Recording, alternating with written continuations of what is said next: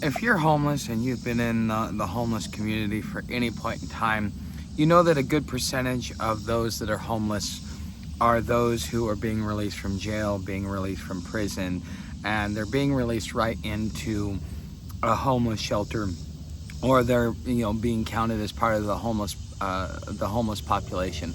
So a subscriber brought this question to me because I talk about how to survive homelessness and how to thrive if you're homeless, and legitimate ways to be able to do it.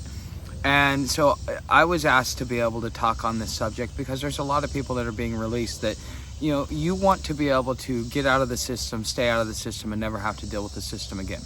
I have an experience where I was put into jail and I was convicted. It was a Class A misdemeanor, but it was still enough to be disruptive because it was listed as a violent crime, to where I have trouble being able to get jobs. But yet I've managed to thrive, have a better lifestyle, live better, and be happier without having to rely on certain things. And in some ways, you could look at going to jail as being something that is not a good thing, or you could see it as an opportunity for a life-altering or life-changing experience.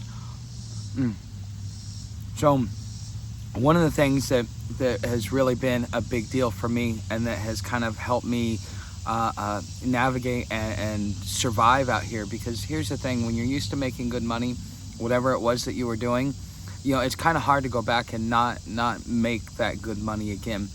And so going and finding a job, you're not going to find a job that's going to pay the bills. You're going to be miserable, and you're always going to be drawn back to that lifestyle that puts you in jail to begin with.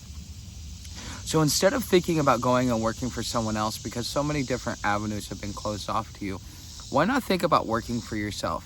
You learned how to hustle. I mean, that's what got you where you're at in the first place, most likely, is that you were in the middle of your hustle, and you got interrupted, but you were doing things that weren't legitimate.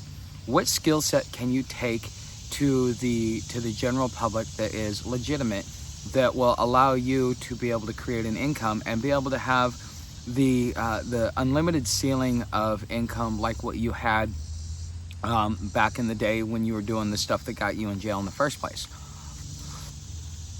Think of a company, Dave's Killer Bread. Dave's Killer Bread, he was released from prison. I think 20 years is what he did.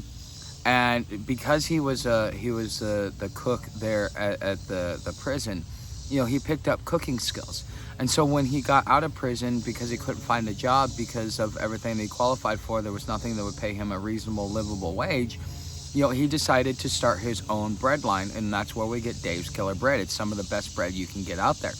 And the guy's been released from prison, and now he's living a productive life. Because what he did is he took that hustle that put him where he was and pointed it towards something that's productive. There's a lot of different things that can be monetized within the public sector. The thing is you were probably taught that you needed to go work for someone else. Someone else would never pay you what you can go make out on the street corner. Well, people can, but you just got to go work for yourself. You already know what it's like to struggle. You already know what it's like to hustle. And another thing is you also got to look at your terms of release. Do you have the ability to move around? Do you have the ability, or are you required to stay there in that city and see a PO and stuff like that? Do you have the ability to kind of get on the road, sort your oats, and get to know yourself a little bit better? Because if you have the ability to get on the move, especially you did your time, you don't have any probation or parole or anything like that, one of the things I would recommend is getting on the road. As you see here, this is the bug net in my hammock. I'm on the road, I'm always moving. It keeps me from getting into trouble. I have figured out ways to work within the digital economy, so I have a YouTube channel. I have learned that because of my misdemeanor and all of the avenues, because I was an IT professional at one point in time. Instead, I started a janitorial business, and once that went away because of black swan events, instead of going and being stupid and taking my anger and resentment out because I just lost my livelihood, I decided to figure out a new way to be able to make money and get into the digital economy.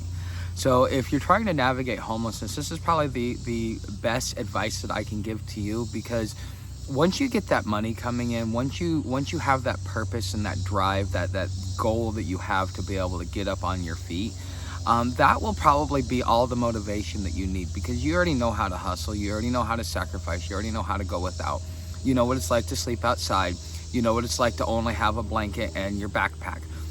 You know, you know what it's like to be around people with prison mentality, and you understand how to be able to navigate the streets a lot better than most, because a lot of that mentality is the way that the streets are ran outside.